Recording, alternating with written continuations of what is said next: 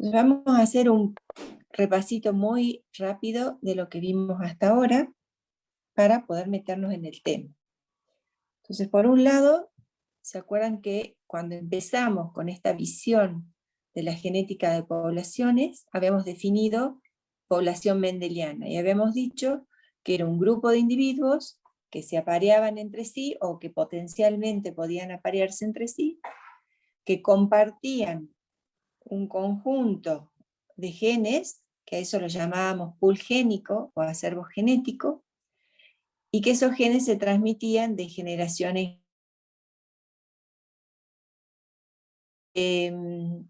Bajo algunas condiciones que hemos establecido, ¿sí? ¿Se acuerdan de que no tenía que haber, que la población tenía que ser grande, tenía que ser panmíctica, es decir, cruzamientos al azar, no tenía que haber deriva, ni selección, ni flujo, no tenía que haber mutación?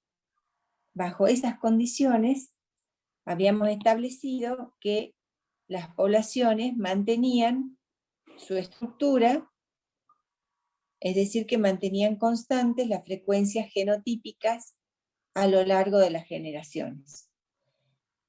Y que bajo esa situación, es decir, que se mantienen constantes las frecuencias genotípicas y génicas a lo largo de las generaciones, hablábamos de un equilibrio Hardy-Weinberg, en donde en esa situación se condiciona la evolución de las poblaciones, no hay evolución. Sin embargo, vimos que hay distintos procesos que modifican esa situación, y ya hemos visto varios. Hemos visto la deriva genética como un factor evolutivo que variabilidad, es decir, disminuyen los heterocigotos. Lo hemos definido como un proceso estocástico, es decir, al azar. Vimos que hay cambios aleatorios en las frecuencias génicas, que otra causa de la deriva genética es que producía diferenciación entre esas poblaciones, y a su vez vimos que dentro, es decir, esta diferenciación es entre poblaciones, pero dentro de cada una de esas poblaciones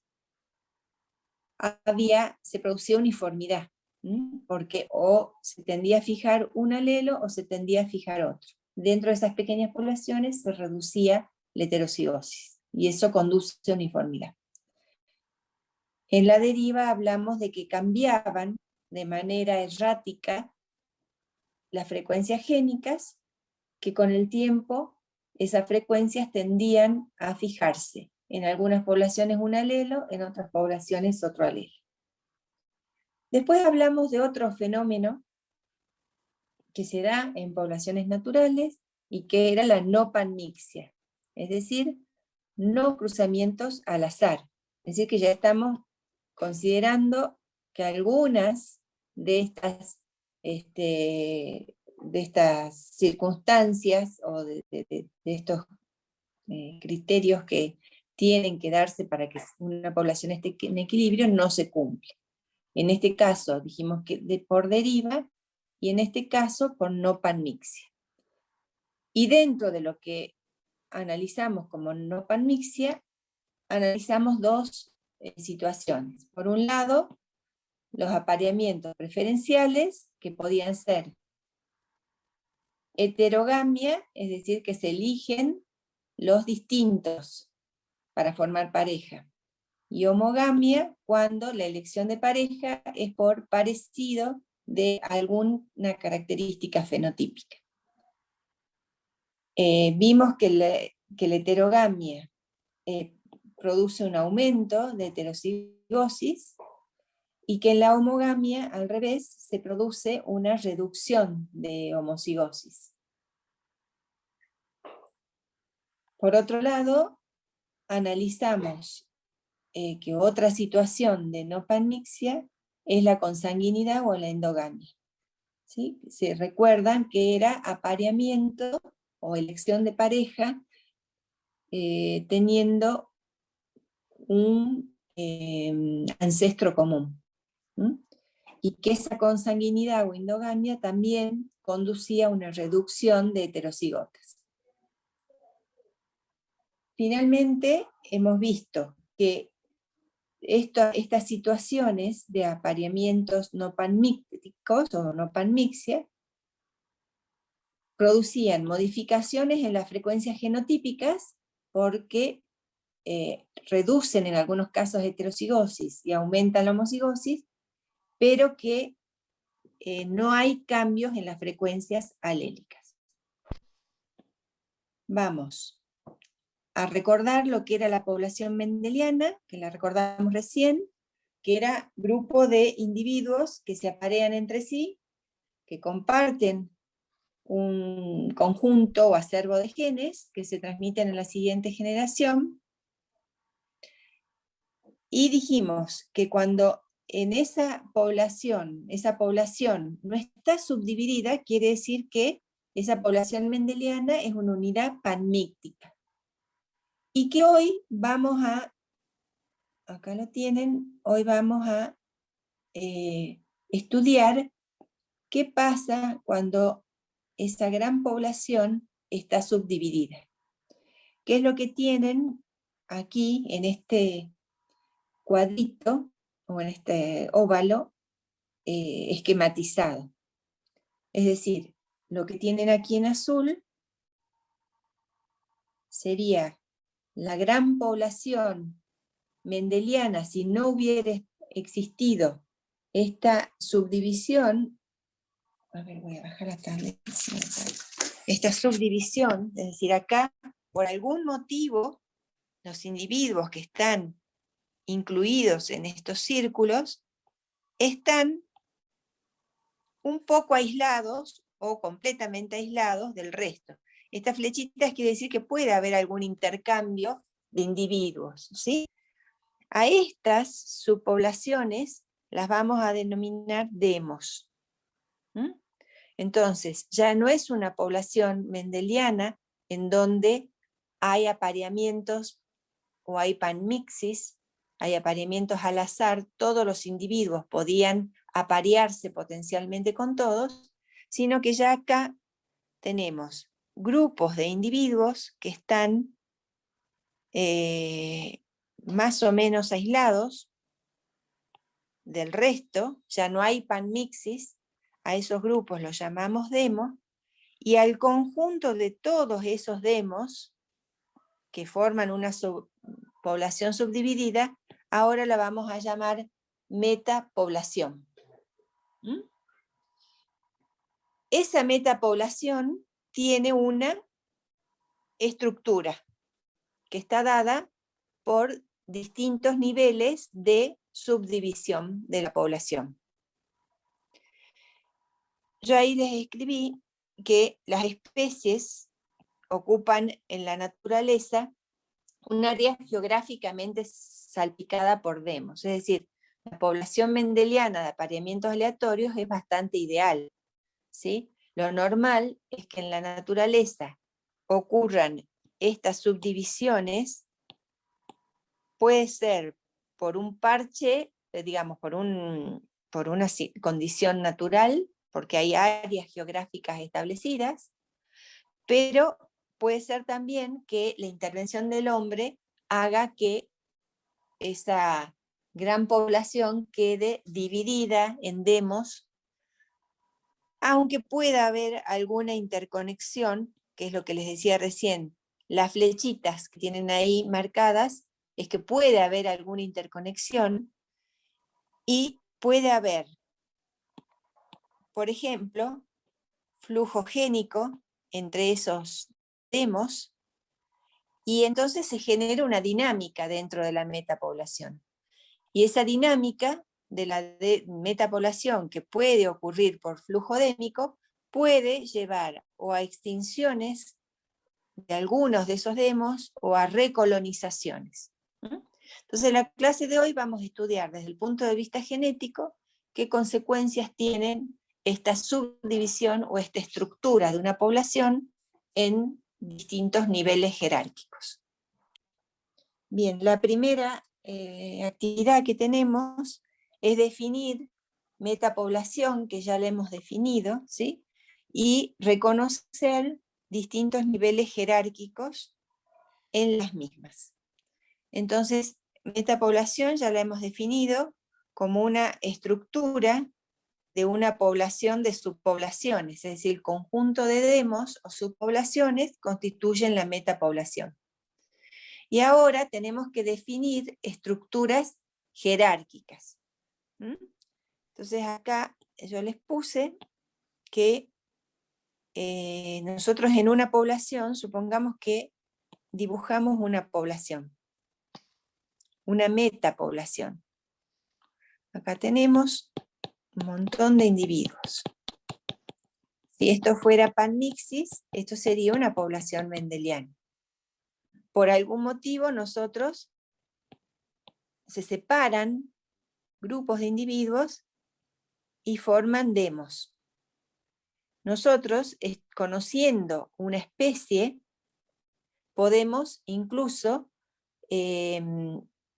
para estudiarlo, hacer un cerco, digamos, para estudiar diferentes demos, ¿sí? Bueno, a lo mejor nosotros sabemos o la biología de la especie, o la situación en la naturaleza de esa población, y entonces podemos definir arbitrariamente un grupo de individuos como un demos.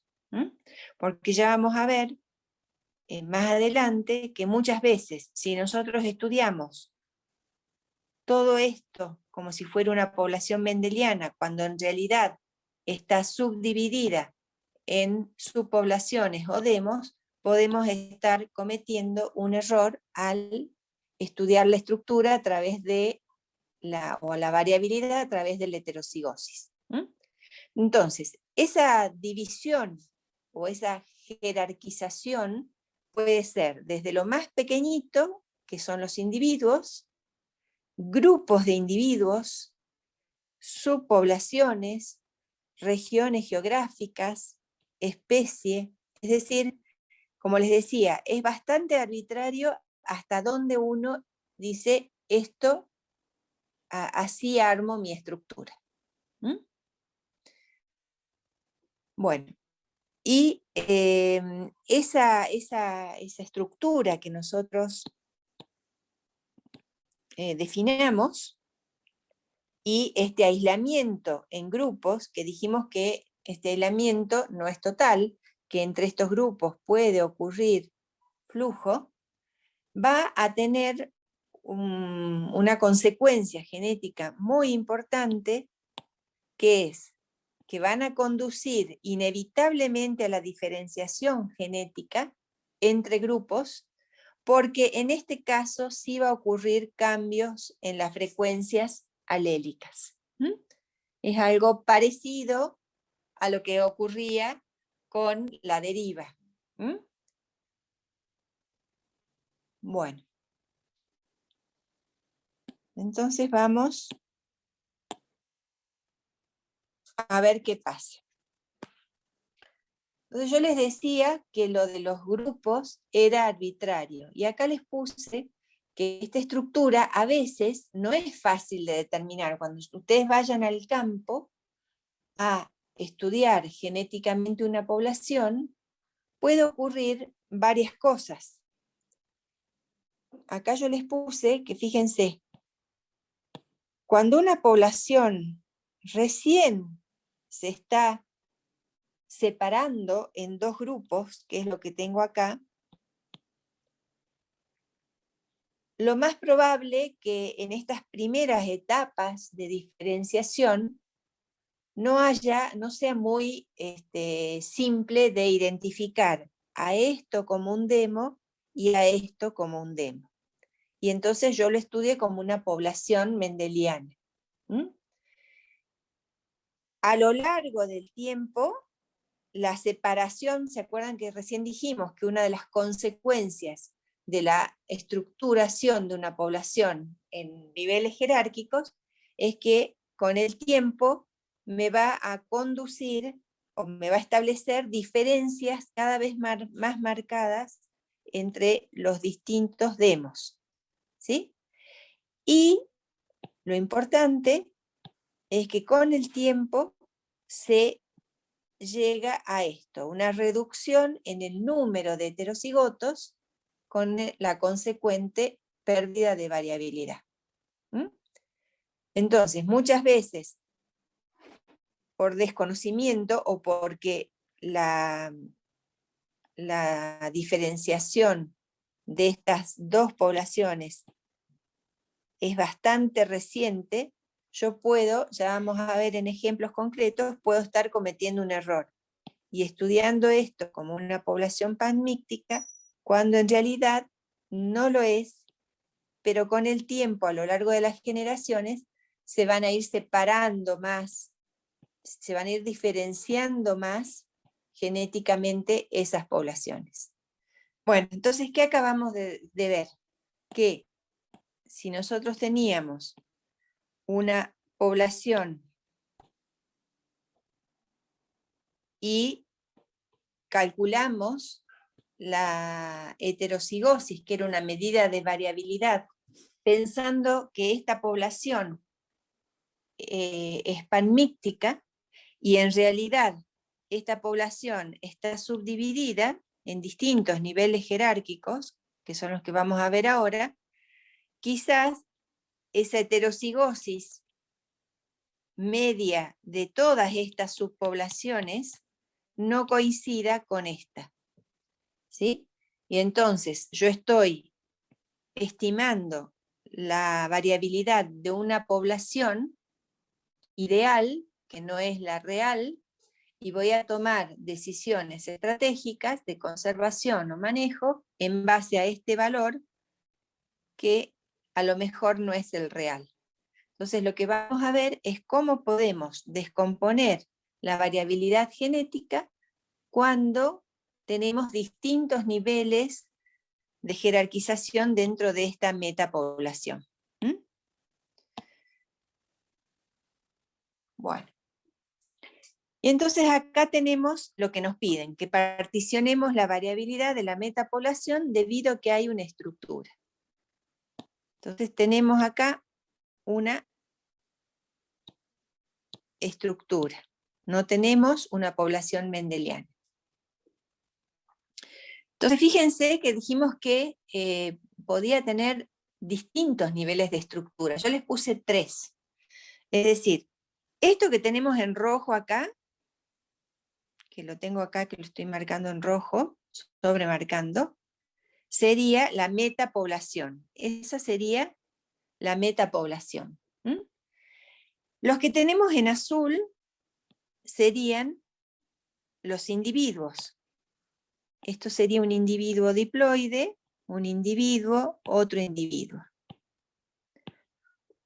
Entonces, los individuos serían el primer nivel jerárquico en una población con estructura. Un conjunto de individuos puede formar, acá lo tenemos, un conjunto de individuos forma lo que se llama una subpoblación o demos. Esto sería un demos. Este sería otro demos, otro demos, otro demos y así sucesivamente. ¿Mm? Entonces, en este caso yo marqué 3 niveles jerárquicos. Los individuos, un conjunto de individuos forma un demo y todos los demos juntos constituyen la metapoblación o la población total. ¿Mm? Entonces, ¿qué decíamos recién? Que si yo mido la heterocigosis en toda esta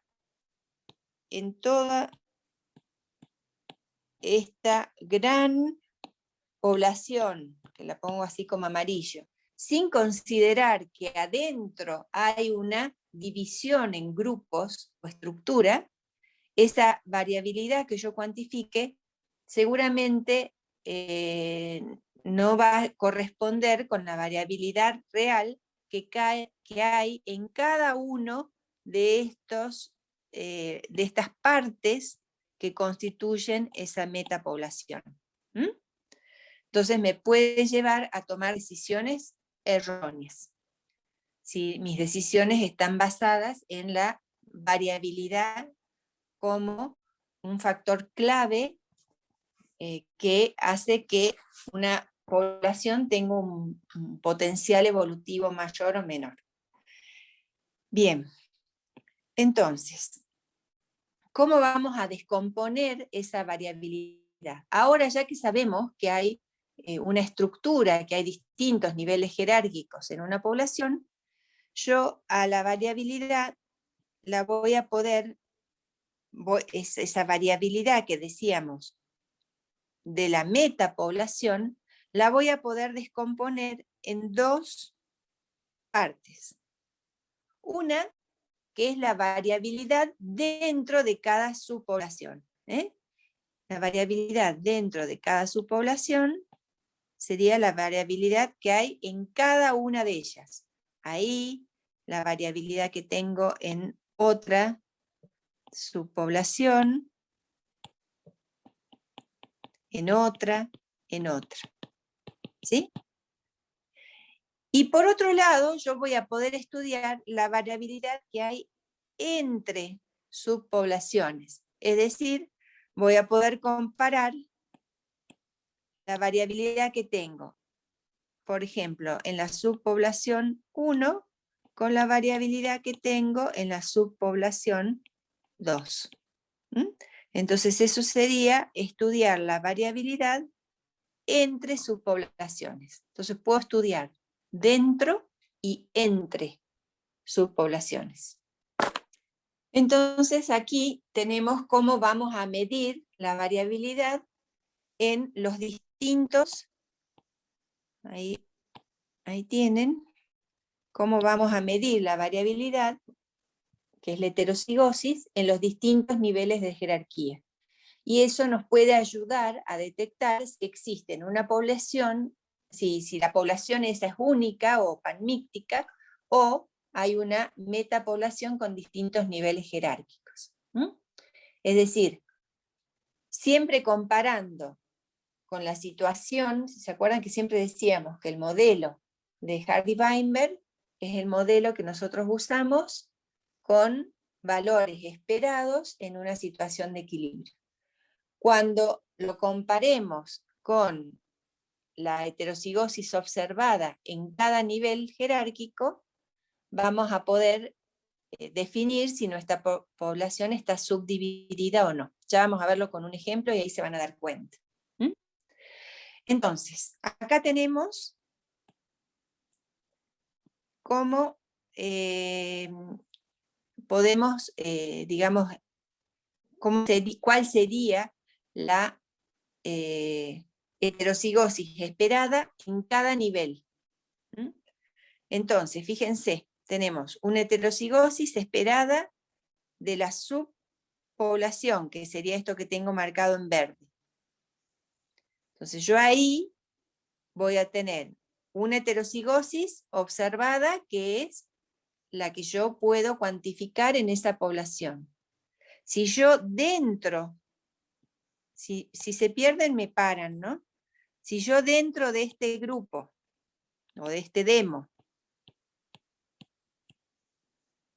yo voy a tener dentro de ese demo un P, un H y un Q.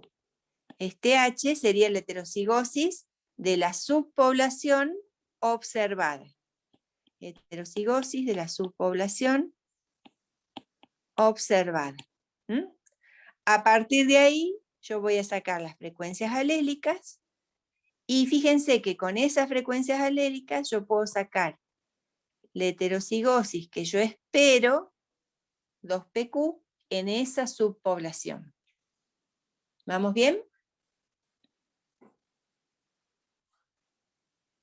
Sí, profe. Bien.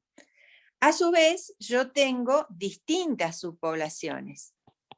Entonces, yo voy a poder sacar una heterocigosis promedio de todas las subpoblaciones.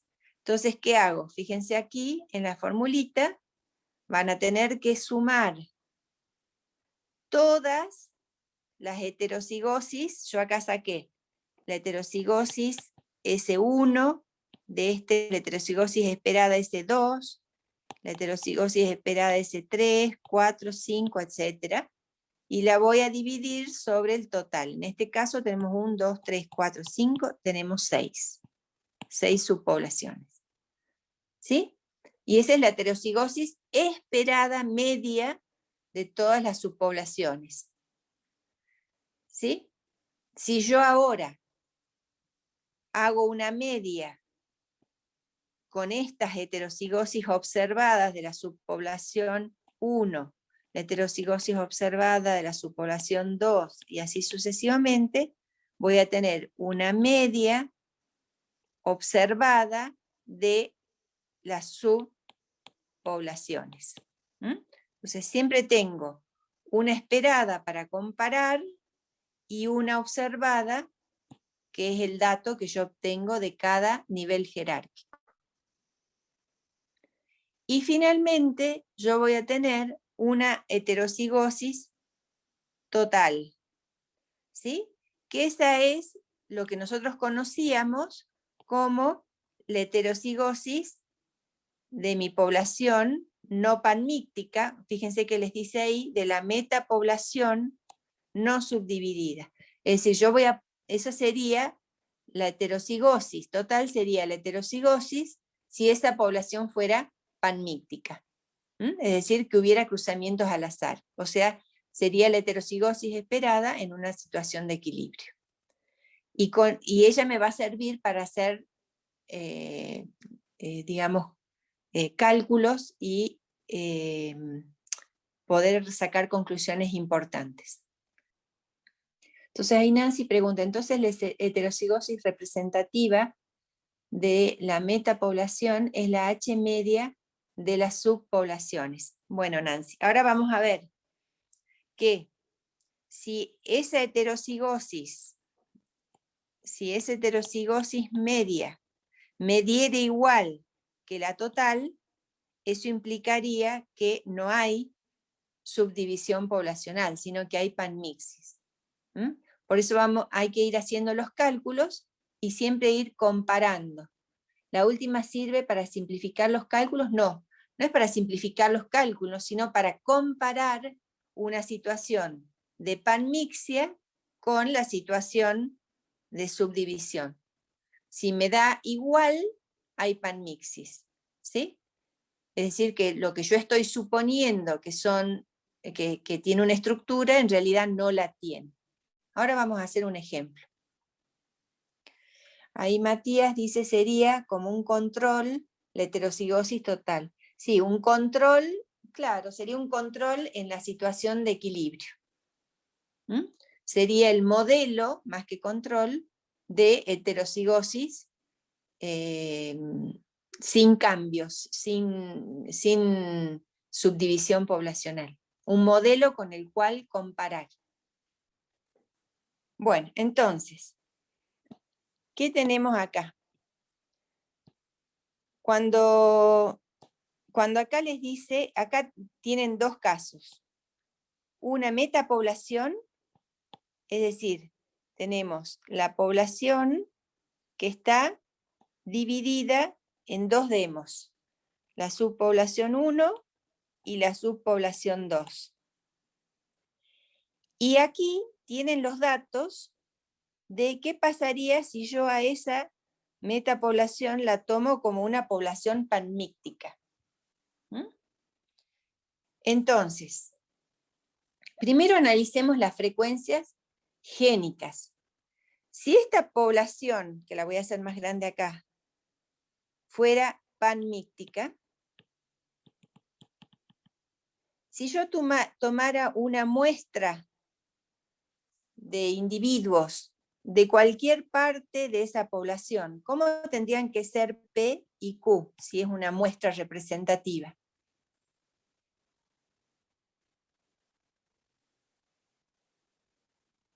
Bien, ahí nacís iguales, perfecto. ¿Sí? Si es una muestra representativa de una población panmíctica, Si yo tomo muestra de individuos, tendrían que ser iguales.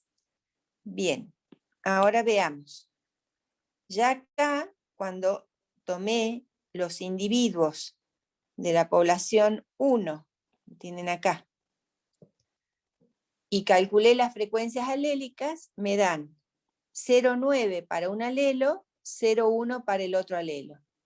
Y en la subpoblación 2 me dan diferentes. Entonces ya ahí me está dando una idea de qué. ¿Es panmíctica la población o no? No, profe. Exacto. Por ahora no. Ahora vamos a comprobarlo. ¿Eh? Entonces, para comprobarlo, ¿qué dijimos que tenemos que hacer? Tenemos que evaluar la variabilidad a distintos niveles. ¿Cuáles eran esos niveles? Tenemos que evaluar la heterocigosis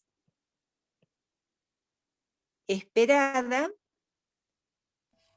en cada una de las subpoblaciones que le hemos llamado HS. A ver, lo tengo acá calculado, vamos a ir haciendo los cálculos y yo corroboro lo que ustedes hacen con mis cálculos.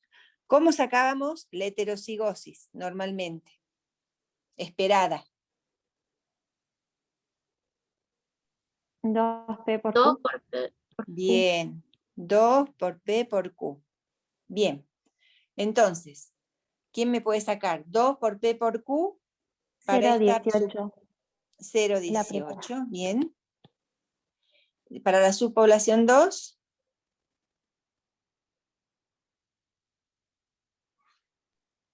0,42. 0,42. Bien. Y ahora, ¿se acuerdan cuando dijimos, si yo quiero comparar esta población que está subdividida, para saber si realmente está subdividida, la tengo que comparar con esta población que no, en la que yo considero que hay panmixis? Si los valores de variabilidad me dan iguales, de heterocigosis me dan iguales, quiere decir que no hay subdivisión. Entonces vamos, para eso tenemos que comparar, perdón, acá puse media y no es media, es de cada uno. Ahora tenemos que comparar la media. ¿Sí? Entonces, porque vamos a ver, ¿qué pasa si yo saco un promedio de las heterocigosis de acá y de acá? Y vamos a ver si me da lo mismo que acá. Entonces, un promedio de esas dos sería 0,18 más 0,42 dividido 2, porque son dos subpoblaciones. ¿Cuánto les da? 0,3. Bien. Ay, se me borró, esperen. Entonces acá teníamos HS, era 0,18, 0,42, y dijimos que la media es 0,43. 0,3, profe. Ah, 0,3. 0,3. Bien. Entonces, ahora, ¿cómo sacamos la heterocigosis esperada total? Acuérdense, esto era una metapoblación con dos subpoblaciones, 1 y 2, y esta es la población panmíptica. ¿Cómo sacamos esa heterocigosis total?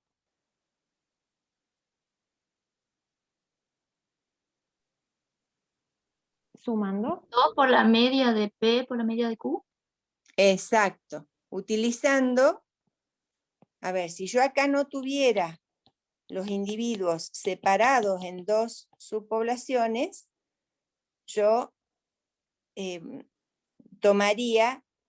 contaría todos los homocigotas, todos los heterocigotas y todos los homocigotas del otro tipo, sacaría PQ y haría 2PQ, que es lo mismo que lo que dijo, no me acuerdo si es Lili o Lina, bueno, sería la media de 2PQ, que la tienen ahí, 0,6 y 0,4. ¿Cuánto les da eso?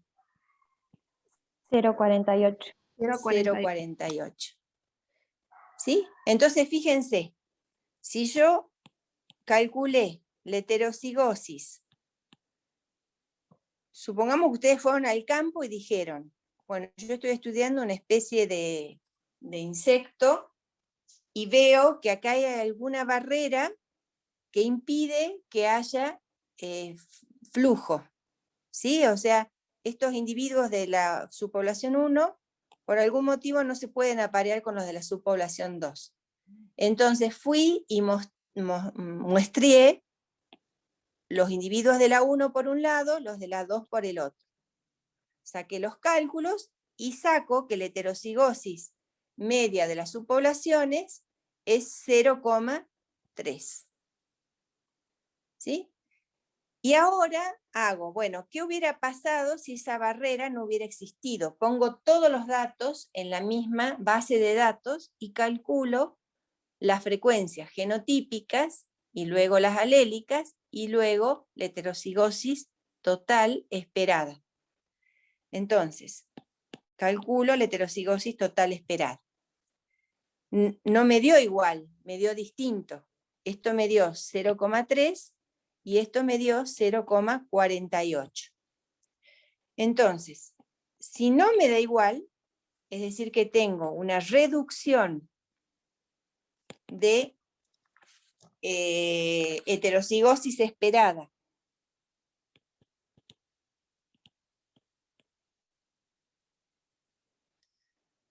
en apareamientos aleatorios.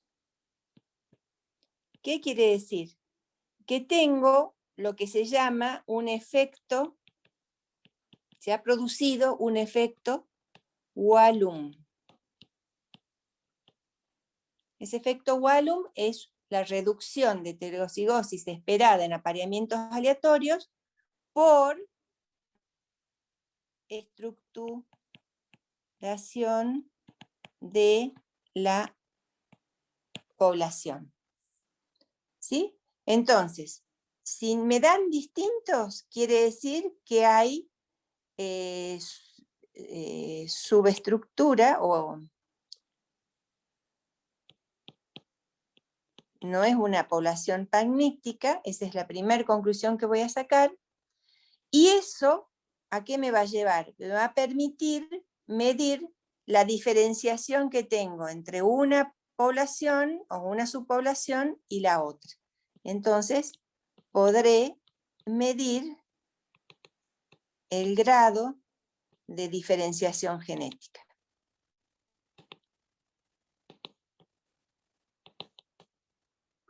¿Bien?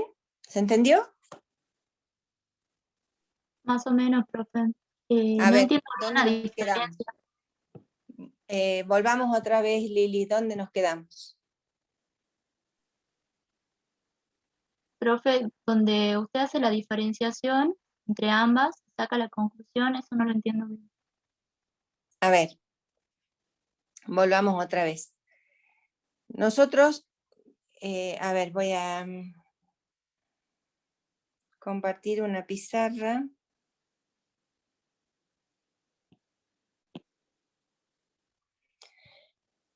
Yo me perdí en la diferenciación. Bueno, ahora lo vemos. Entonces, nosotros hagamos la situación en un ejemplo. Van al campo les piden que hagan un estudio, les hacen una consulta de que hagan un estudio genético de alguna especie para ver la situación genética de esa población, ya sea porque tienen algún fin de conservación, por ejemplo, que fuera una especie de, no sé, ¿de qué especie puede ser? A ver, díganme ustedes.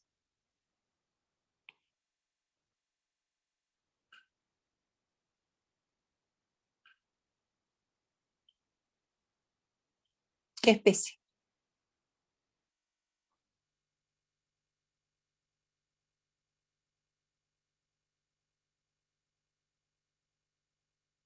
Bueno, una especie cualquiera.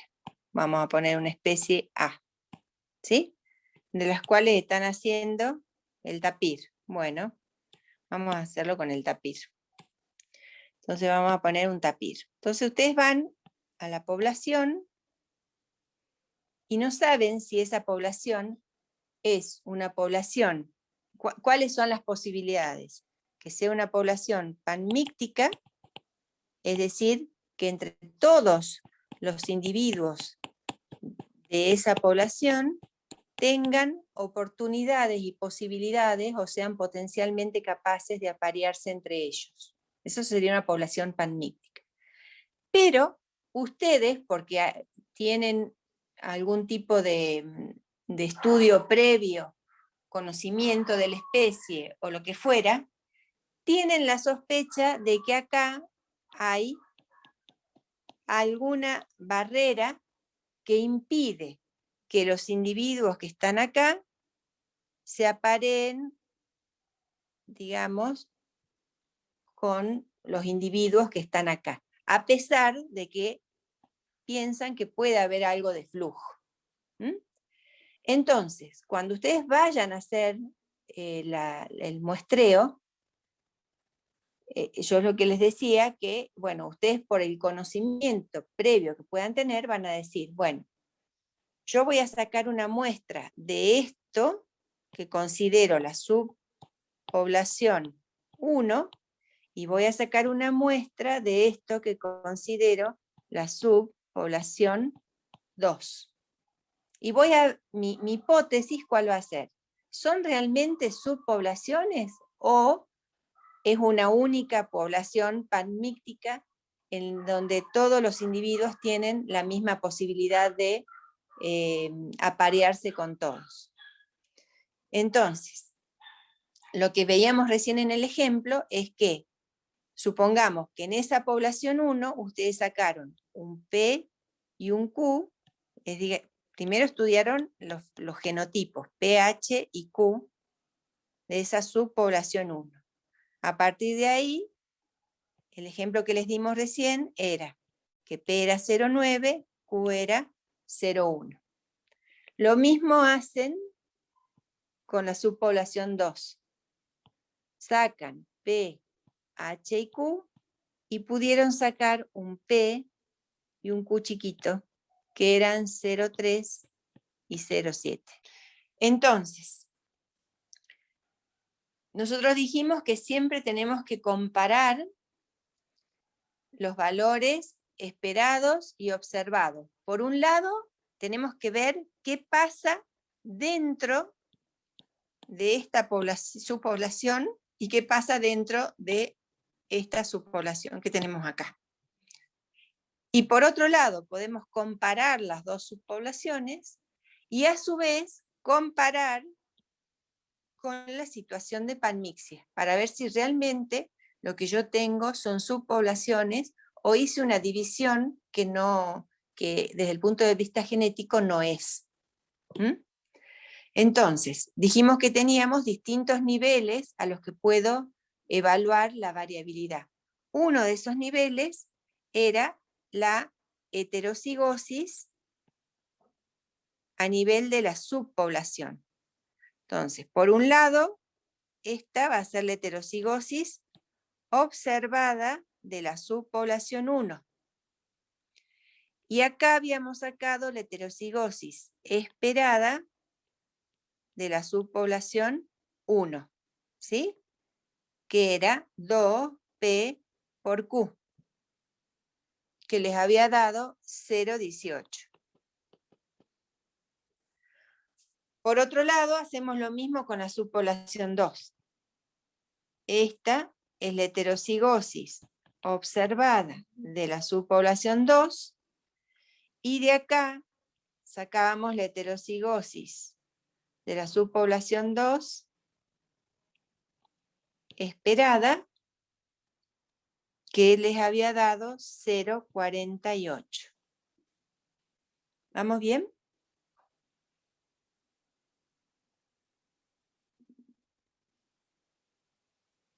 Bien. Bueno, entonces, ahora, mi hipótesis era saber o comprobar si hay realmente subdivisión. Porque yo supongo, por alguna noción que tengo de estudios previos, que esta población de tapir no es una población panmíctica, sino que tengo 2 demos separados. Entonces, para evaluar eso, ¿qué voy a tener que comparar? Por un lado, voy a tener que calcular la heterocigosis total, que esa la saco en condiciones de panmixia. Es decir, yo voy, olvidándome de esta barrera que existe acá, voy a considerar todos los individuos que hay en toda la población, sin pensar que hay división. Y eso entonces lo calculo como 2PQ, es decir, considerando completa la población, todos los datos. Yo voy a tener, ahora vamos a verlo con un ejemplo, voy a tener una tabla de datos y ya ahora no parto con respecto de sino meto en la base de datos todos los datos juntos y saco un P, un Q por medio. Sí, digamos, es lo mismo que si hicieras el promedio entre este y este y este y este. Es lo mismo. Ese valor de heterocigosis total es la heterocigosis en condiciones de panmixis, que no hay, digamos, diferencia o jerarquías en esa gran población. ¿Con qué lo voy a comparar? Voy a borrar un poquito. Lo voy a comparar con la heterocigosis. Con la heterocigosis promedio esperada de las subpoblaciones. Es decir, yo tenía estas 2 subpoblaciones de tapires, acá saqué una heterocigosis de la subpoblación 1 y acá saqué una heterocigosis de la población 2. Hago el promedio de esas 2 y eso me dio un valor de 0,3. Y este me había dado un valor de 0,48. Entonces, fíjense que la heterocigosis total me dio mayor que la heterocigosis promedio de las subpoblaciones. Esto me está dando el que sea menor la heterocigosis calculada a partir de las subpoblaciones con respecto a lo del total, me está indicando, si son diferentes, que hay una reducción de heterocigosis esperada en apareamientos aleatorios debido a que hay una estructura poblacional. Entonces yo ahí tendré que tomar otro tipo de decisiones, digamos, o tendré que estar advertida de esta situación al momento de tomar decisiones en relación a la variabilidad. Bueno, entonces, a lo que yo quiero llegar es que muchas veces uno puede estar sobreestimando la variabilidad real que tengo. Ustedes fíjense que recién decíamos que la heterocigosis total daba 0,48 y la heterocigosis media de las subpoblaciones daba 0,3. Entonces fíjense que si ustedes hubieran hecho un estudio suponiendo que era una única población, el informe que harían es que tienen una heterocigosis significativamente superior a la real, que es menor debido a que hay estructura poblacional. ¿Sí? Y esto se llama efecto Wallum, cuando hay una reducción de la heterocigosis debido a la presencia de estructura. ¿Quedó claro?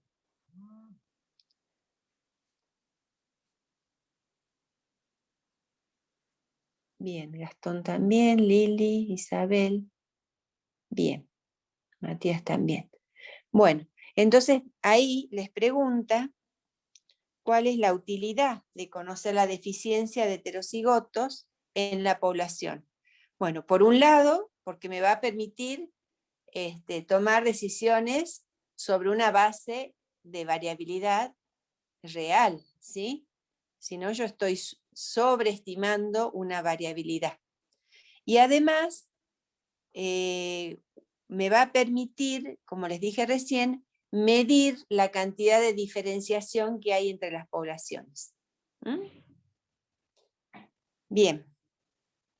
Entonces, nosotros hasta ahora lo que hicimos fue estimar variabilidad, es decir, particionar. Nosotros teníamos una población en donde, si fuera una población panmíctica, tendríamos un valor de heterocigosis, que ahora la llamamos total. Lo que hicimos hasta ahora fue partir esa heterocigosis, si tenemos demos, es decir, es una metapoblación, en las heterocigosis de distintos niveles. Hasta ahora hicimos de las subpoblaciones. Entonces, lo que vamos a hacer ahora es utilizar, ¿se acuerdan el índice F que utilizamos cuando vimos endogamia, consanguinidad, y analizamos la homogamia? Bueno, ustedes me dirán es el mismo índice, pero bueno, siempre vemos la heterocigosis esperada menos la observada sobre la esperada. Estos índices que vamos a ver ahora, que se llaman FIS, FST, FIT, lo que toman en cuenta son a qué nivel calculo o considero yo estas heterocigosis.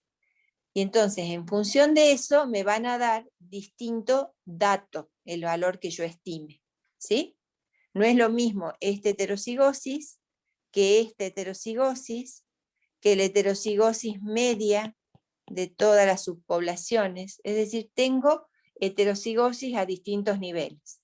Y en función de qué heterocigosis yo utilizo para el cálculo, voy a estar hablando de un FIS, un FST o un FIT, que es lo que vamos a ver ahora. Vamos a ver cómo se calculan y qué significado tiene cada uno de estos F de Wright que yo calculo. Bueno, entonces, si alguno no entiende, me para, ¿sí? Entonces, fíjense que habíamos dicho que dentro de una metapoblación teníamos distintos niveles jerárquicos.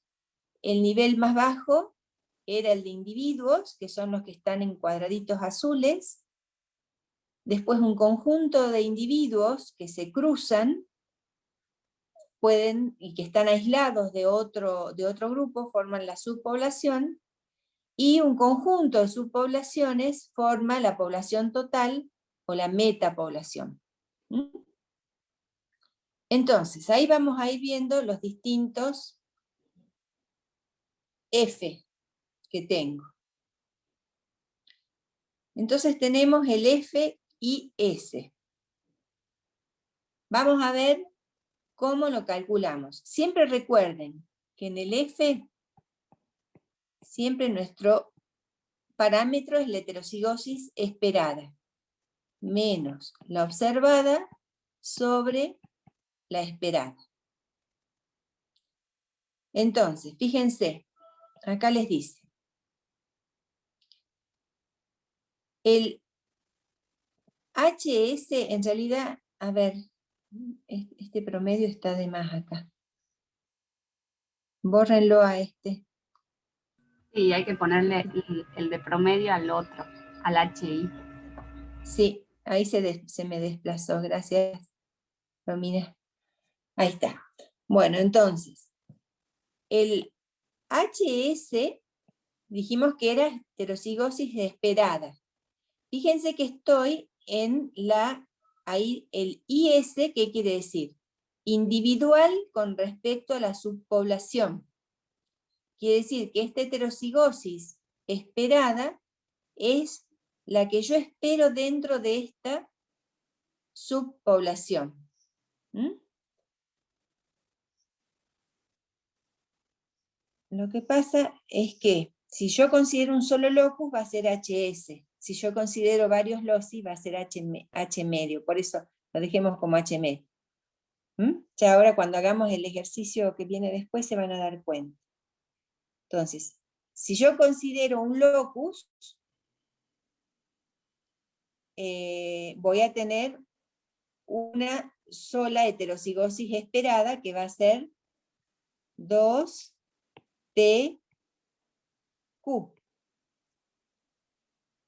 Si considerara el locus A, el locus B, el locus C, el locus D en esa subpoblación, entonces ahí sí haría un promedio. Así que lo dejemos así. Entonces, ahora con el ejercicio práctico que vamos a hacer a continuación, vamos a ir haciendo los cálculos y ahí se van a ir dando cuenta. Entonces, es la heterocigosis media esperada dentro de esa subpoblación, y yo lo puedo calcular para cada subpoblación en particular. Esta es la heterocigosis observada en esta subpoblación que tengo acá. Y esta de abajo es la misma que la de arriba. Es la heterocigosis media esperada en esa subpoblación. ¿Se entendió cómo se saca?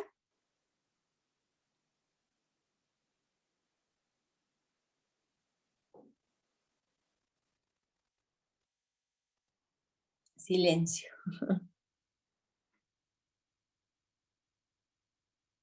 Se entendió. Bueno, dice, IHI es observada media. Si yo tengo varios loci, es observada media. Ahora lo vamos a sacar en forma práctica en un ejercicio y ahí se van a dar cuenta. Si yo tengo el locus A, el locus B, el locus C, en esa subpoblación 1. Entonces yo de acá voy a poder sacar P, H y Q. Y con esos datos, otra vez voy a poder sacar P chiquito y Q chiquito. Entonces, esta heterocigosis promedio es esta. El promedio de los P y los Q de esa subpoblación. 2PQ. Esta heterocigosis I, que es la observada, sería el promedio de estos heterocigotas que tengo acá. Esta es la heterocigosis promedio. Si estudio un solo locus, va a ser la heterocigosis observada, nada más. Capaz que la confusión es porque acá en donde está la definición de HI dice promedio de la heterocigosidad observada en todas las poblaciones. Sí, capaz que es eso. Lo que pasa es que vos podés sacar para cada población para después sacar un IFS de cada subpoblación. Le tachemos eso. Así no se confunde. Bien, Romy, gracias. Entonces, pero acá yo creo que lo entienden. Es el promedio de todas estas heterocigosis observadas que tengo acá. ¿Vamos bien? Sí, profe. Bien. Sí, profe. Bueno. Listo. Entonces, ya, entonces, este F lo que me va a estar dando es cuánto se desvía mi observada con respecto a la esperada dentro de esa subpoblación. Y ya vamos a ver eso que implica. ¿Sí? Que ya lo vimos la clase pasada, cuando hay una reducción de heterocigosis observada con respecto a la esperada, ¿qué me estaba dando una idea? Que había que proceso.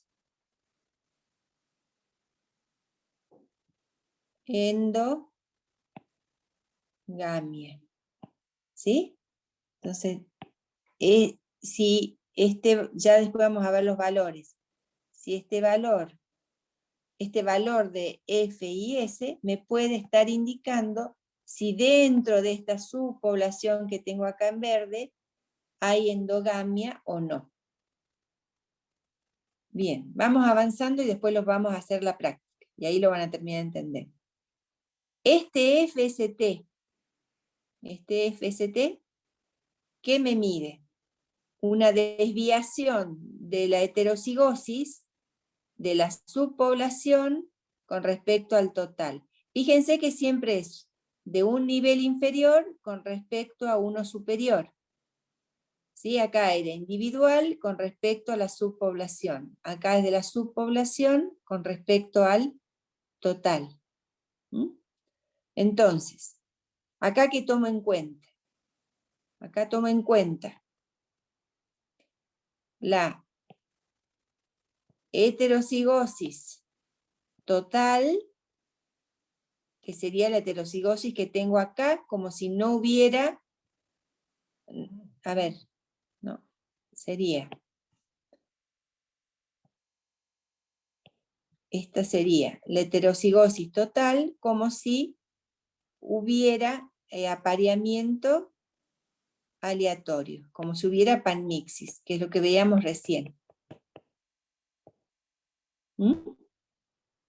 Es decir, como si todo esto no hubiera subdivisión poblacional, como si todos los individuos tuvieran la misma posibilidad de aparearse con todos. Y esta es la heterocigosis promedio de todas las subpoblaciones.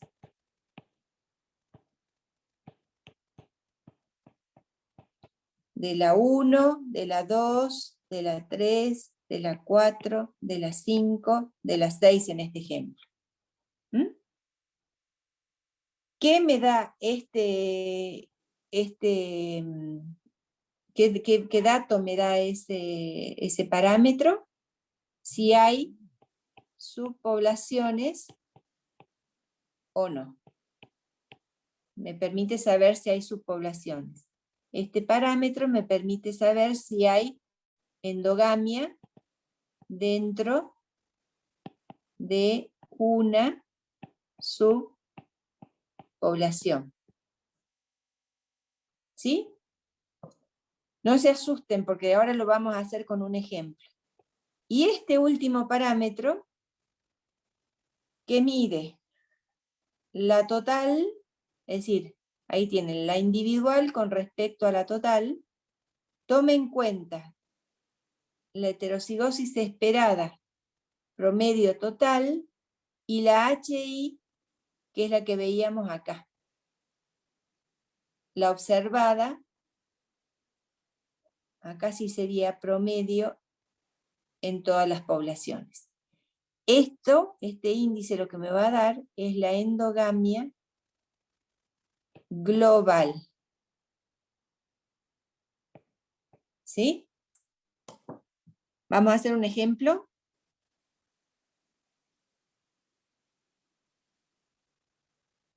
Profe, Sí. en la fórmula de FST, ¿el HS es de la sumatoria también o no?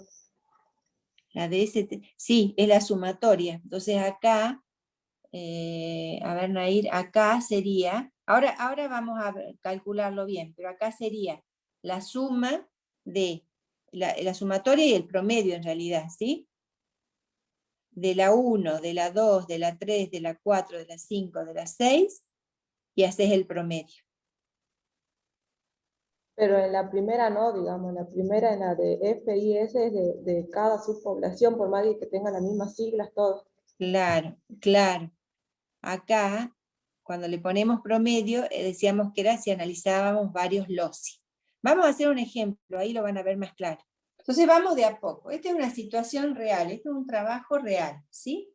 En este caso es este coleóptero que tienen ahí, se está haciendo en este caso un manejo de un recurso natural, para utilizarlo para sacar madera.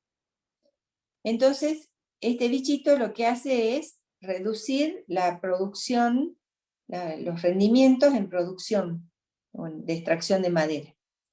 Entonces, si uno mira el mapita, uno podría decir, bueno, este es, podríamos decir, es una población mendeliana de estos coleópteros, y trabajarlo como población mendeliana, como veníamos trabajando hasta ahora, y digamos, trabajar con una heterocigosis observada y una heterocigosis esperada total, ¿sí? Como si los apareamientos de coleópteros en toda esa gran población, en toda esa gran superficie, fueran al azar. Pero les dice que en realidad se cree que hay 4 zonas, 4 demos. Esa es la hipótesis de estos investigadores. Que acá tenemos un demo, acá tenemos el segundo, acá tenemos el tercero y acá tenemos el cuarto. ¿Sí? En cada demo, o en cada subpoblación que se analizó, fíjense que se analizaron 10 loci. A ver dónde está. 10 loci isoenzimáticos. Codominantes, es decir, si son codominantes, ellos pudieron saber las frecuencias genotípicas P, H y Q en cada una de estos lugares de muestreo, ¿sí? Que ellos suponen que son demos. Trabajaron con 30 individuos en cada uno de esos lugares de muestreo. Y a partir de poder genotipar y sacar pH y Q, pudieron sacar P y Q chiquita, es decir, la frecuencia de un alelo y del otro. Entonces, ¿qué es lo que quieren ver ellos? Si esto que parece una población grande, en realidad está subdividida en 4 demos, o ellos suponen eso y no es real. ¿Entienden la problemática? Sí, profe. Bien. Entonces, ustedes lo que tienen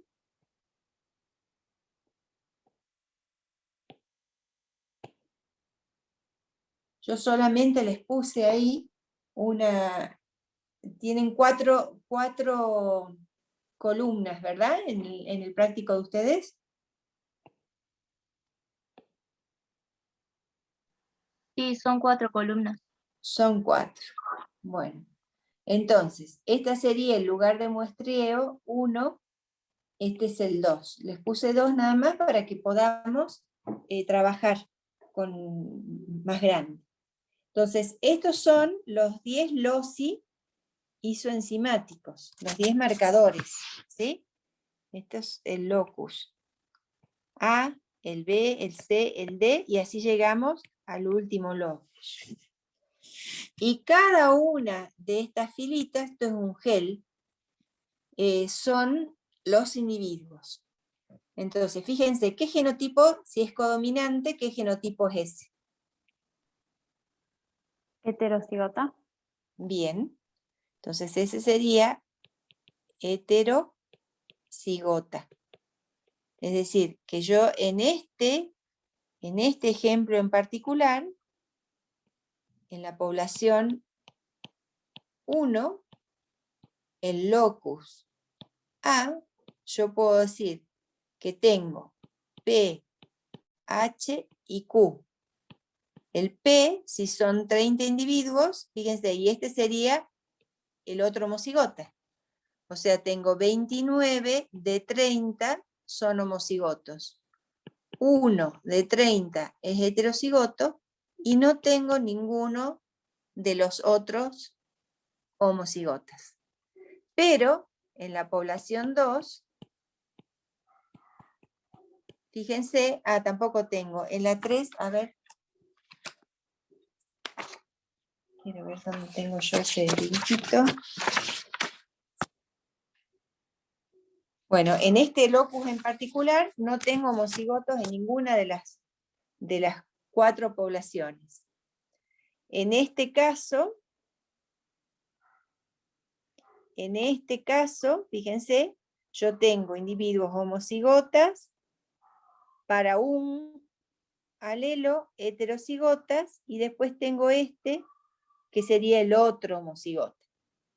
¿Se entiende cómo se fue al campo, se muestreó, se sacó el genotipo de los individuos muestreados?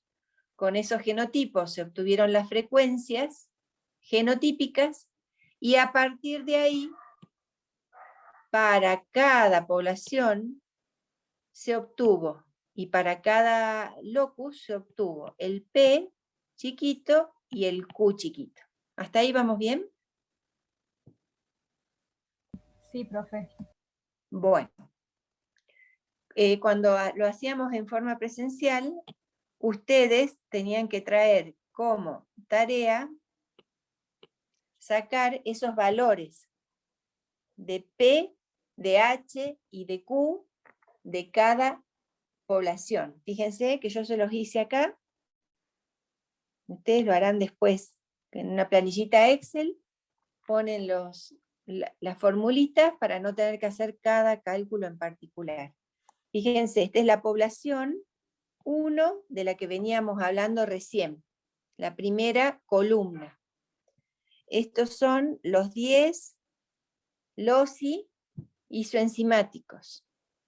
Y entonces fíjense que acá, para el locus A, tenemos las frecuencias P, H y Q, que es lo que veníamos sacando hasta ahora. Y a su vez, a partir de esas frecuencias, sacamos las frecuencias alélicas P chiquita y Q chiquita. ¿Vamos bien? Sí, profe. Sí, profe, entonces, profe, en el locus G, ¿se puede volver a anterior? Sí. Serían de P, serían 23 de 30, de H 5 de 30, o sea que serían los heterocigotas, y Q serían los otros homocigotas, que serían 2 de 30. Claro. Es la misma forma en que veníamos trabajando en genética de poblaciones. Es decir, ustedes sacaban las frecuencias genotípicas, las frecuencias génicas, y ahora vamos a empezar a trabajar con los valores esperados. Estoy buscando la hoja con mis cálculos. Acá lo tengo. ¿Sí? Hasta ahora es lo que veníamos trabajando. Si ustedes hubieran considerado, si estos investigadores hubieran considerado a este caso como una población mendeliana, no hubieran tenido que separar 30 individuos acá, 30 acá, 30 aquí y 30 acá. Hubieran considerado, para sacar la frecuencia del alelo P y la frecuencia del alelo Q, contando todos los genotipos. A ver. No, eso anoté mal acá.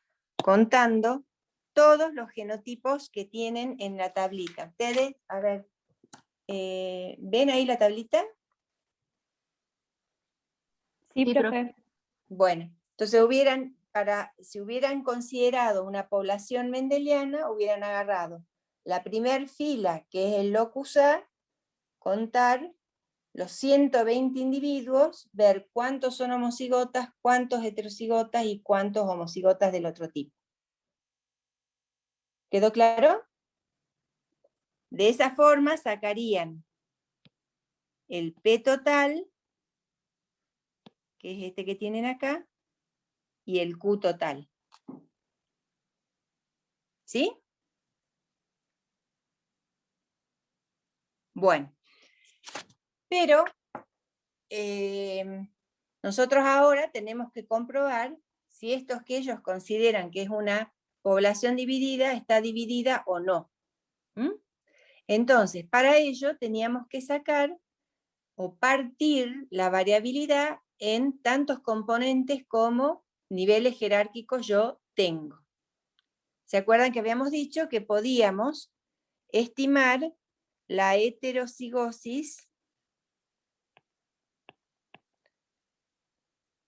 la observada, que acá va a ser un promedio de la población 1? ¿Cómo la voy a sacar? Fíjense, yo les decía, acá tenemos, todos estos son individuos, digamos, son las frecuencias de heterocigotas para el total de locus analizado. ¿Hasta ahí me van siguiendo?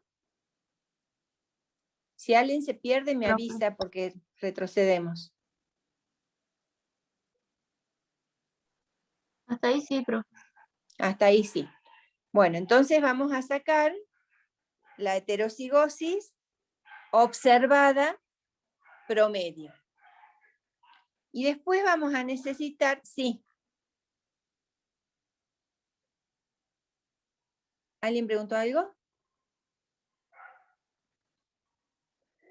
Y después, ¿qué vamos a sacar? La heterocigosis promedio esperada, si se quieren poner, que es la HS, que veíamos recién, promedio. ¿Sí? Habíamos dicho que teníamos P y Q. Acá vamos a tener, si sumamos y dividimos por la cantidad de loci, vamos a tener un P promedio y un Q promedio. Entonces, esa heterocigosis va a ser 2P promedio por Q promedio.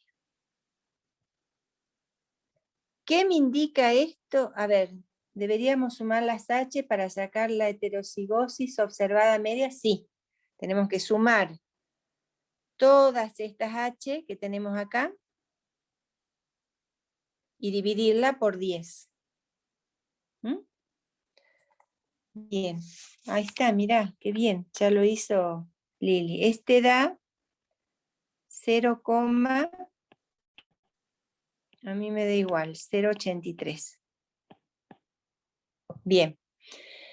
Y yo les voy a decir cuánto da, ustedes después hacen los cálculos, porque ya si no, no vamos a llegar. Me dio a mí 0,486.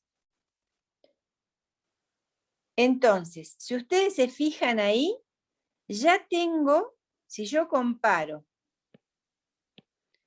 el valor esperado dentro de esa población 1 con el observado, ¿qué estoy viendo ya?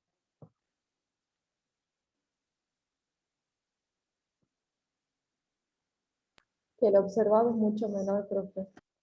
Exacto, ya estoy viendo que hay una reducción del heterocigosis observada con respecto a la esperada. Bien, entonces, ya puedo con estos dos datos sacar un primer índice que era, ¿se acuerdan de los índices de Wright que les dije recién? El primer índice era el FIS.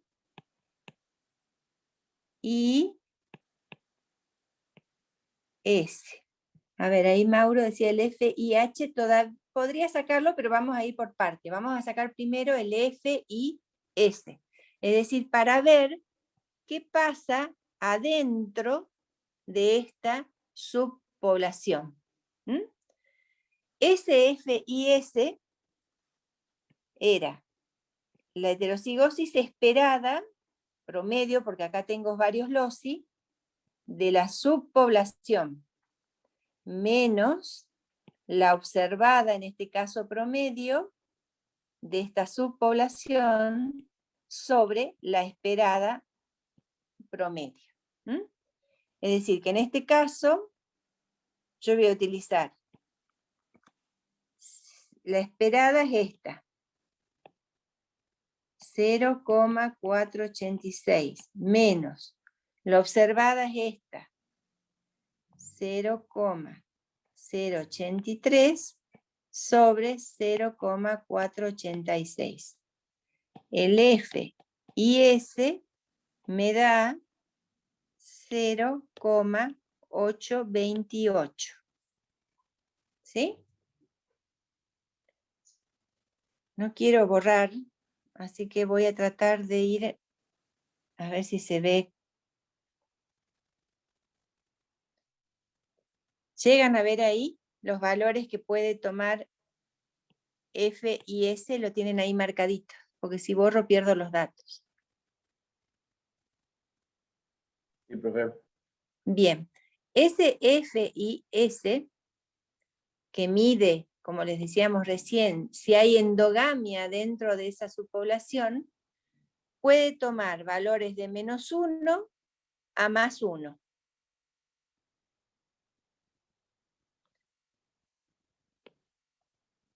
A ver si lo tengo acá.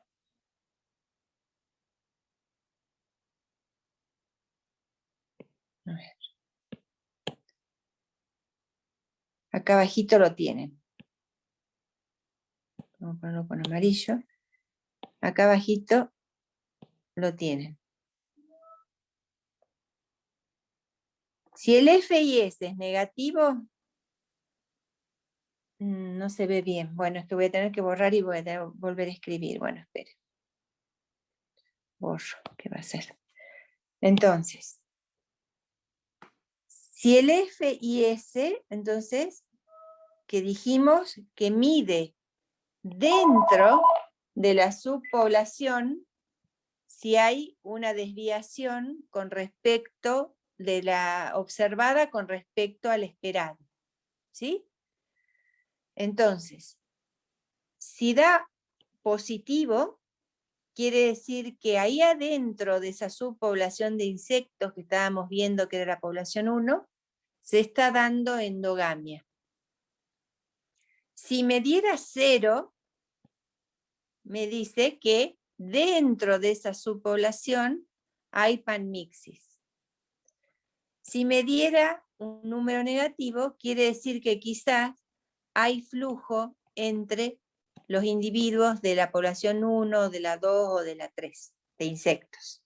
En otro caso, vamos a decir que en esta población, subpoblación o demos que acabamos de evaluar, el F y S les dio 0,828. Quiere decir que hay endogamia. En el resto también hay endogamia. Yo les voy a poner los valores que yo calculé de F y S. Acá me dio 0,776, 0,84 y 0,84. Eso implica un F y S mayor que 0, implica endogamia dentro de cada una de las subpoblaciones. Ahora vamos a calcular el otro índice, el que sigue, ¿sí? En donde decíamos que hacíamos el FST, que lo que me medía era ver si realmente hay subdivisión poblacional. Entonces, ¿cómo calculaba yo el FST? Bueno, voy a borrar esto.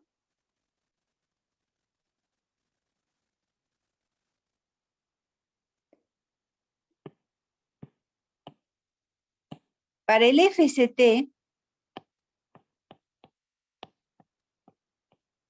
la formulita decía que yo tomaba la heterocigosis total esperada, siempre es esperado menos observado, ¿sí? Menos la heterocigosis media S esperada sobre la heterocigosis total esperada. Vamos a ver de dónde sacamos esos valores. Entonces, acá dijimos, en esta columna que tenemos acá, tenemos el total. Es decir, HS es observada, sí, perdón. No, no, no, no, es esperada, chicos. Es la esperada en este caso. ¿Sí? Porque yo que quiero ver si hay una diferencia entre lo que espero si fuera aleatoria los cruzamientos, a lo que espero si no hubiera panmixis. En los dos casos es esperada en este caso. Bien, vamos a ver de dónde sacamos esos datos. Entonces, para la total, dijimos que si yo contaba todos, ¿se acuerdan acá? Si yo contaba toda la fila 1, voy a tener 120 individuos. Los cuento todos agrupados como si fuera una única población. Entonces, a partir de contar así, yo puedo sacar un P y un Q para el locus A. ¿Se entiende?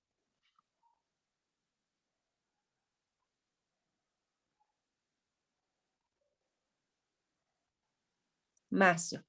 A ver. Tomemos, ¿todos tienen ahí la hojita esta? No, a eso no lo supongo. Estoy haciendo, digamos, quiero ver cuál es mi modelo de panmixis para comparar con ese modelo, ¿sí? Bueno, entonces en la tablita vamos a trabajar con el locus A. Son 120, a ver. Entonces vamos a trabajar con el locus A. El N son 120 individuos, ¿sí? Trabajamos con los individuos de todas las poblaciones, como si no hubiera subdivisión. ¿Cuántos homocigotas tengo? Entonces vamos a sacar P, H y Q. ¿Cuántos homocigotas tengo?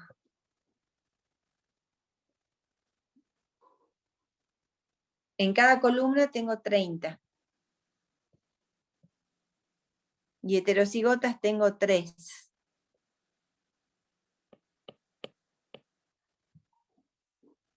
$117. Bien. Entonces tengo 117 dividido 120. Y no tengo de los otros homocigotas dividido 120.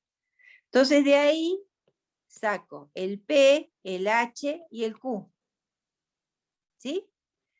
Con estos P, H y Q que acabo de calcular, suponiendo que la población no está subdividida y que tengo 120 individuos, calculé este P chiquito y Q chiquito.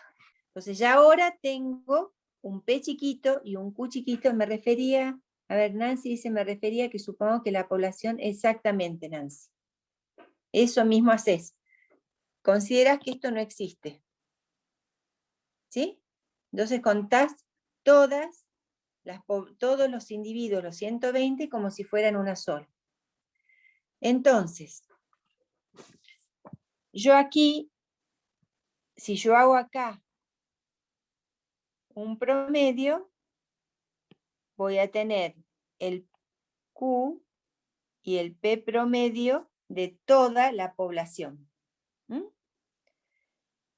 Entonces de ahí, yo voy a poder sacar este valor. A ver, vamos a ponerlo acá.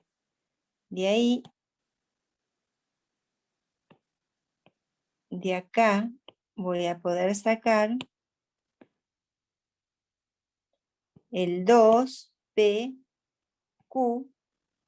que necesito esperado, total, ¿sí? El esperado total. Yo les voy a dar cuánto da ese valor. Les da 0,469. Ah, mira, a mí me da distinto, Lili. Bueno, después controlen. ¿Sí? A mí también me da 0,469. ¿Cuánto decía Lili? 0,37. Algo debe, no llegué. Ah, bueno. Bueno, no importa. Después controlen ustedes. Entonces tienen, este valor es la heterocigosis total esperada, considerando de que todo es una única población. ¿De dónde calculamos? Voy a ir borrando algunas cosas. ¿De dónde sacamos el valor que sigue? Bueno, entonces ahora tenemos que calcular este valor.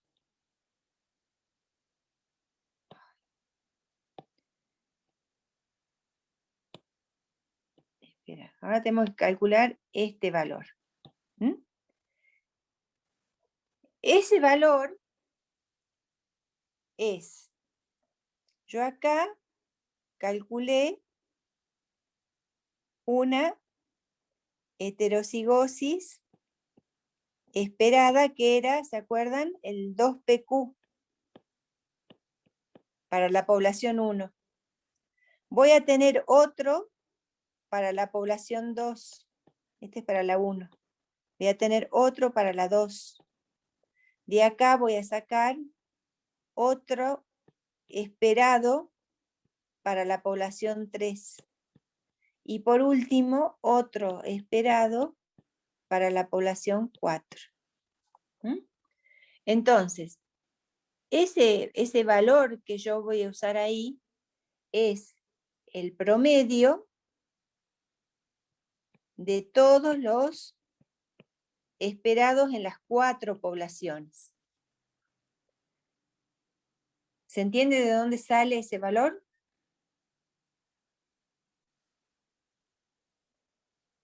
Sí, profe. Bien. Sí, profe. Entonces yo voy a tener, voy a tener 4 esperados pensando de que acá adentro hay equilibrio en cada uno de ellos. Por eso son esperados. Voy a tener uno para la 1, uno para la 2, para la 3 y para la 4. Hago un promedio y me da un valor que en este caso me dio, así después ustedes chequeen. A ver, lo tengo anotado. Tengo el cálculo total. A ver, déjenme que me fije.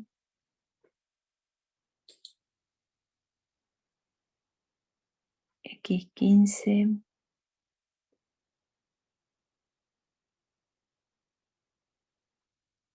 Me da 0,469. ¿Sí? Bien. Entonces, si ahora yo calculo, yo lo que quiero es que vean, para que comprendieran de dónde salen los valores para tratar de interpretar lo que lo que me dice cada índice, ¿sí? Si yo reemplazo entonces estos valores que tengo acá,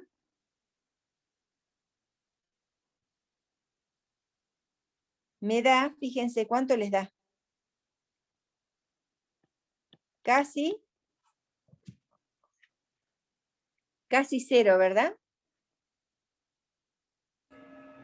0,006. Claro, si tuviéramos en cuenta todos los decimales, me da 0,0064929. Les da casi 0. ¿Cómo lo interpretamos? Vamos a ver. Voy a borrar un poquito.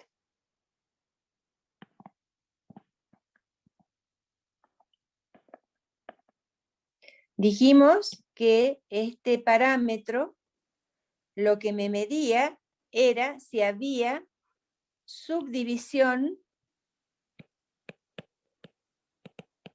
o estructura de la población. Cuando ese F, S, T es mayor que 0, implica que lo que yo estoy considerando como una única estructura, en realidad está subdividido. Y entonces puedo estar sobreestimando la variabilidad real que tengo. ¿Mm? En este caso, si ustedes se fijan, los valores de frecuencias génicas, yo les voy a poner acá para que se den cuenta. Los valores de frecuencias génicas, el P promedio, ¿no? Voy a poner P promedio y Q promedio de cada subpoblación. Acá tenemos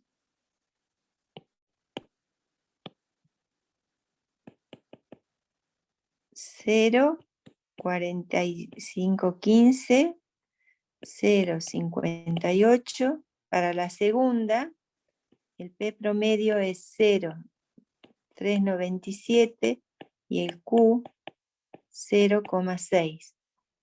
Para la tercera, el P es 0,363 y el Q es 0,637.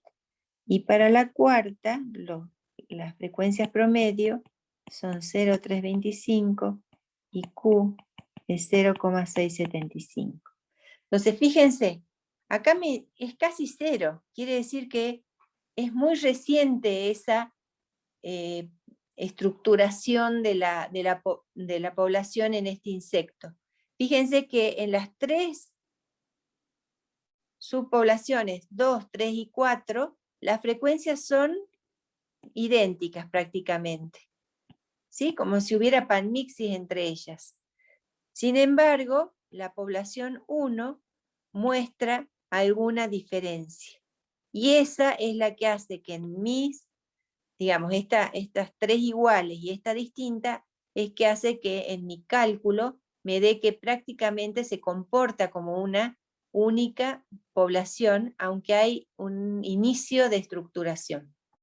Entonces, ya sabemos que dentro de cada subpoblación hay endogamia, porque el I, F y S me dio mayor que 0.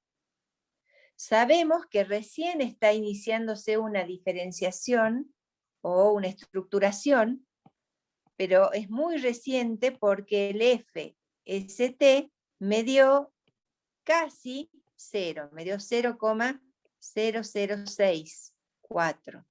¿Sí? Entonces recién hay un inicio, habría que ver si es significativamente diferente de 0.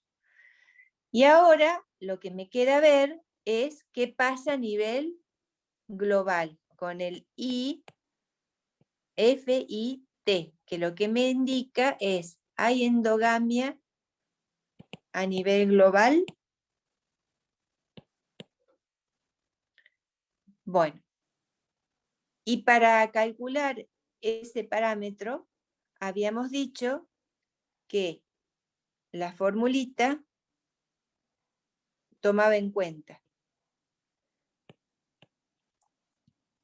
la heterocigosis total esperada menos la heterocigosis total observada sobre la heterocigosis total esperada.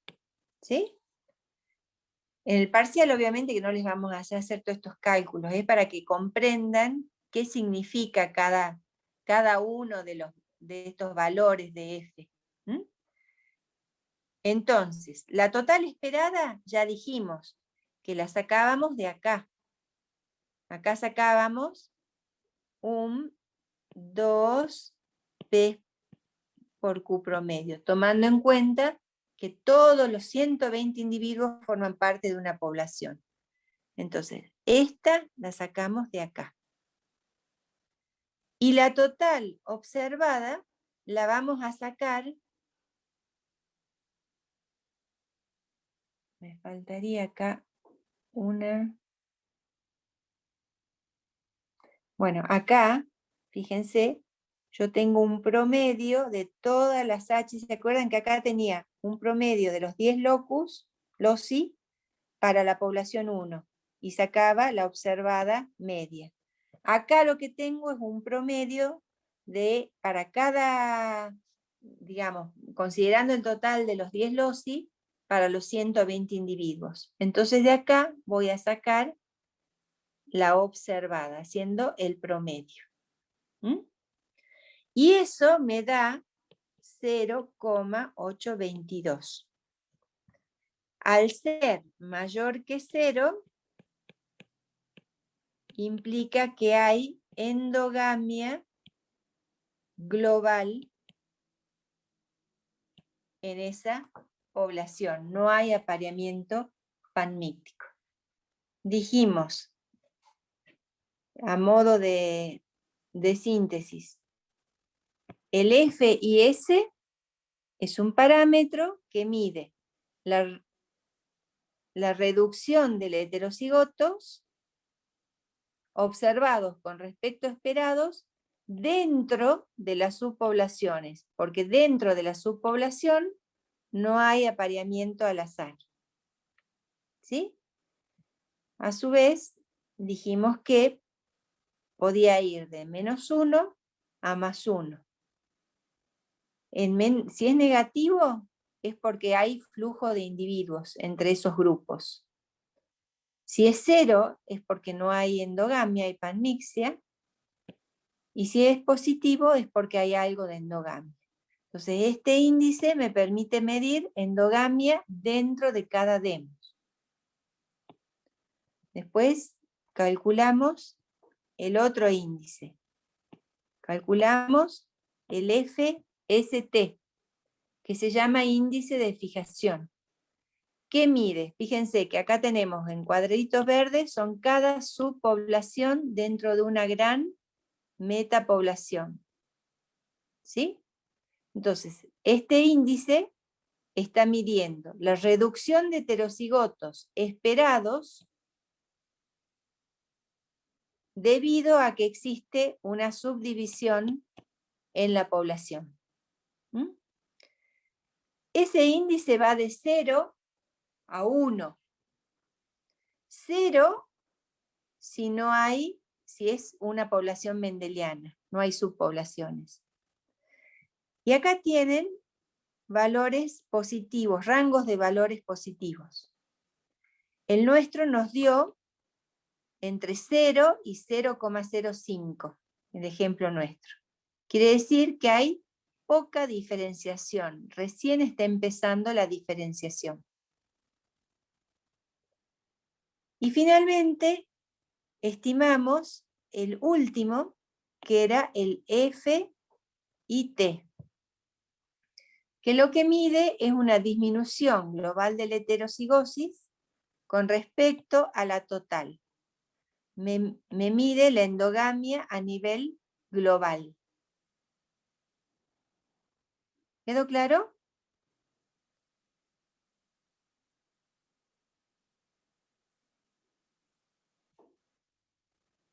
Bueno. Sí, profesor. Bien. Obviamente, bueno, hicimos el ejercicio, a ver qué quedaba. Bueno, vamos a dar las consecuencias de la subdivisión poblacional que acabamos de decir, las hemos ido dando, que una de las consecuencias es que hay una diferenciación genética entre las subpoblaciones. ¿Mm? ¿Esto qué significa? Que cambian las frecuencias alélicas en unas subpoblaciones, independientemente de la de otras, pueden cambiar. Hay una disminución de la heterocigosis en la metapoblación respecto a lo de esperado, que si no hubiera subdivisión. Dijimos que nosotros, por eso es muy importante, porque si nosotros estamos estimando la variabilidad como si fuera una gran población, estaríamos sobreestimando la variabilidad con respecto a la real. Bueno, después dijimos que los estadísticos estos F describen a nivel jerárquico qué está pasando con la heterocigosis. Por eso tenemos distintos estadísticos. ¿Mm? Y la pérdida de variación, la única forma de recuperar esa variación es con flujo génico.